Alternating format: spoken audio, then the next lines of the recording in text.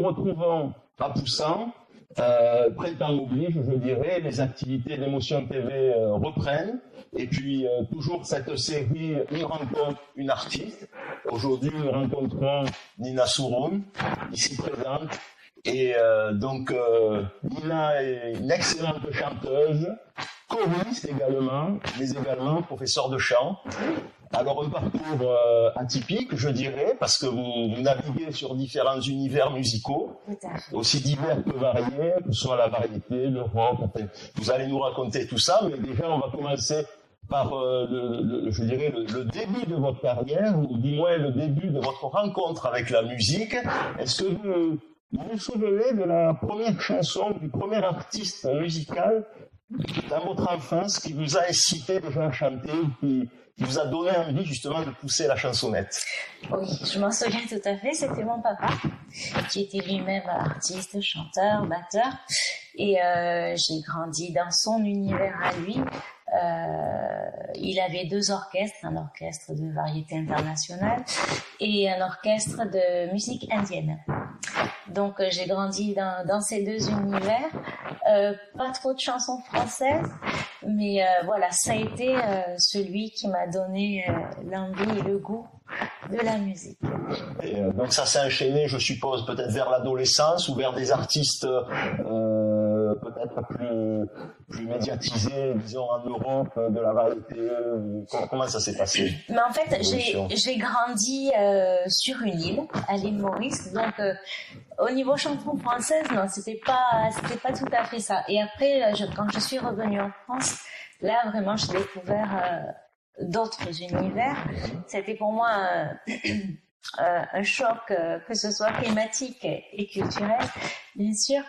Et là, j'ai découvert d'autres artistes.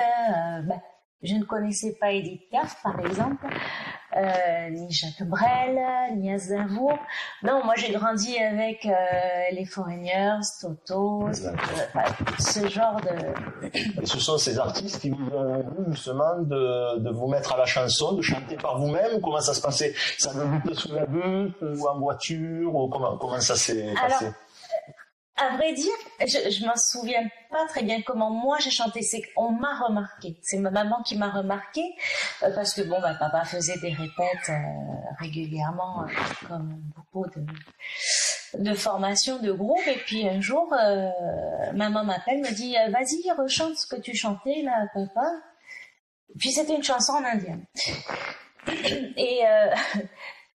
Et là, ça a été oui, tu chantes et je vais te pousser un peu. Et c'est comme ça que c'est lui qui m'a aidée, qui m'a guidée dans ce métier. Donc il m'a mise sur les planches, on va dire, à l'âge de 7 ans. Ah oui, c'est vraiment très tôt que vous avez débuté. Oui. Et donc ça s'est poursuivi, alors je dirais, déjà ce début de carrière s'est poursuivi jusqu'à l'adolescence. Vous avez essayé de prendre des cours, comment ça s'est passé? Alors non, quand je suis arrivée en France, j'ai tout arrêté, donc parce que ça a été très compliqué de refaire, de se retrouver dans tout ce chamboulement. Et pour m'aider, maman m'a inscrite dans des cours de théâtre. D'accord. Voilà. Donc ça m'a aidé vraiment à m'ouvrir, on va dire, parce que je suis encore assez timide. J'ai du mal à parler de moi en général. Et donc oui, ce sont les cours de théâtre qui m'ont aidé à m'ouvrir un petit peu. Et c'est là aussi que j'ai eu des cours de respiration et de technique pour la voix, pour porter la voix. Et sur tout ce qui était visuel, en fait. Parce que chanter, c'est bien, mais il faut aussi pouvoir... Se mettre en scène. Se mettre en scène et partager. Voilà, partage. Voilà. Et donc voilà, à partir de 15 ans jusqu'à peu près 18 ans, j'ai recommencé à chanter, à faire du théâtre. Puis après, tout s'est arrêté parce que j'ai rencontré le papa de ma grande fille et j'ai tout arrêté à ce moment-là. C'est revenu après, quand je me suis séparée du papa en 2000. je suis arrivée dans le sud parce que, étant adolescente, je venais régulièrement dans le sud en vacances et je voyais beaucoup d'orchestres de bal et pour moi c'était une découverte, je ne connaissais pas. Et je me suis dit, mais ça me plairait. D'accord. Ça me plairait. Et donc, quand j'ai divorcé, j'ai pris ma petite et je suis arrivée dans le sud pour chanter, pour chanter dans des orchestres de bal. Donc là, voilà, la partie professionnelle, je dirais, a débuté à ce moment-là. Et là, donc, une fois que vous avez mis un pied à l'étrier, si j'ose dire, tout s'est enchaîné. Tout s'est enchaîné de 2001 jusqu'à... J'ai arrêté le bal vers 2016-2017. J'ai enchaîné pas mal d'orchestres, j'ai eu d'autres formations aussi, des groupes, j'ai eu un groupe de compo aussi qui n'a pas fonctionné et voilà, j'ai fait mes classes et c'est une très bonne école le bal parce il faut vraiment se coller à tout style. Que ce soit du musette, de la variété, du rock, voilà. Et donc la situation vous a amené donc aujourd'hui donc sur Poussin. Alors on verra par la suite que vous faites également partie d'un groupe de rock, mais vous êtes donc, comme je le disais, également prof de chant, vous exercez. Donc on a vu la partie choriste, mais vous avez également vos propres créations en tant que donc de chanteuse. Alors est-ce que vous pourriez justement nous parler de ces projets justement? Alors j'évolue dans divers projets. On va parler déjà de mon solo, on va dire ça comme ça. Ça a été très frustrant le Covid pour les artistes et on m'appelait souvent au téléphone en me disant est-ce que tu pourrais nous chanter en vidéo telle chanson. Et là je me suis dit c'est bien, ce sont les gens qui demandent et c'est là qu'est venue l'idée de la chanson à la carte. Donc j'ai monté un répertoire de plus de 600 chansons et voilà, j'interprète ce qu'on me demande. Donc il n'y a jamais de déçu puisque en plus c'est vraiment du partage. Je me déplace, je vais vers les gens qui m'ont demandé la chanson. Il peut y avoir des dédicaces, un prénom qui est cité. Enfin voilà, c'est que du partage. Et donc ça c'est pour mon projet solo. J'ai aussi un duo avec une autre chanteuse qui s'appelle Marilyn Imares. Le duo s'appelle les Sunshine Sisters, où là on fait vraiment de l'animation dans les casinos, dans les villages, des comités des fêtes, tout ça. Et après j'ai le gros projet qui s'appelle Eternal Voices et où là je reprends en live avec toute une équipe musicale les grandes voix de la chanson française mais aussi internationale. D'accord. Donc ça part évidemment de Céline Dion, Lara Fabian, Whitney Houston et puis j'en parle. C'est assez divers.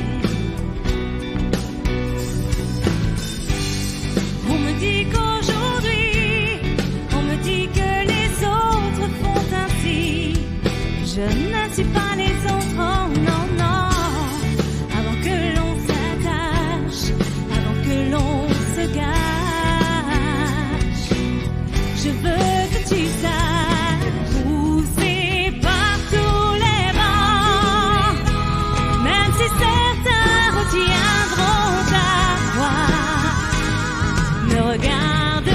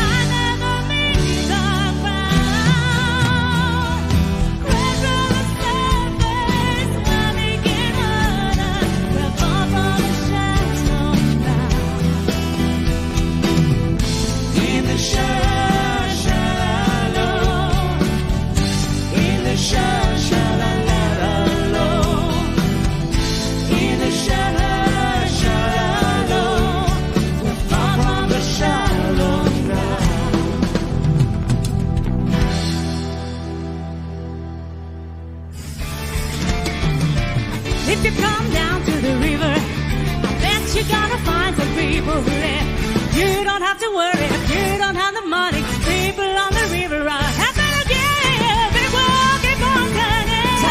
Run, Mary, keep on burning. And you're rolling, rolling, rolling on the river. Rolling, rolling, rolling on the river. Rolling, rolling, rolling on the river. Rolling, rolling, rolling on the river. River, toot, toot, toot, toot, toot, toot, toot, toot, toot, toot.